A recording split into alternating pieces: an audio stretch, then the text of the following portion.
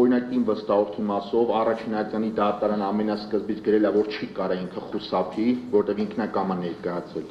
Վերաքննիչ դատարանը 2 անգամ հաստատել է, որ չի կարող նոր հանցանք կատարի, ու մենակ մնացել է խոչընդոտելը։ Եթե դուք մաքուր իրավաբանություն եք անում, հիմա ելեք ասեք, թե այդ մարդիկ ինչ եղանակով կարան գործի քննությանը խոչընդոտել։ Այս արդեն որ երրորդ նիստն է, դուք հելում ասում եք, դուք սոփեստություն եք անում, մենք էլ ստեղ իրավաբաններ ենք, մխիթար գոշ է ստացել ենք, դա հաստատված է, որ մենք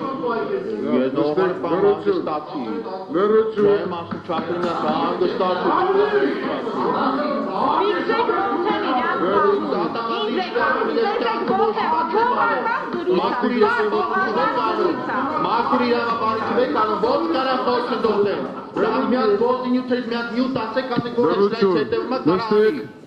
Դատական ակտերով, հիմա որ դատական ակտերով հաստատել է, որ հանցանք կատարի։ Վերաքննիչ բողոքի պատասխան բերել եք, վճռաբեկ բողոքի պատասխան բերել եք, նստեք։ Ունեմ հելնեք բառ չկա Հայաստանում,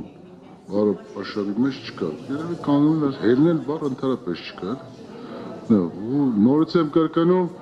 վարորդի մասնակիցներ կարգ ու կանոն պաշտպանեք, մեկը մյուսի նկատմամբ եղեք կոռեկտ եւ հանդուրժող եւ հարգալից։ Եվ եթե դատարանը մի անգամ որ նշում ասում է նստեք, դադարեք, չի կարելի խոսել, մի շարունակեք։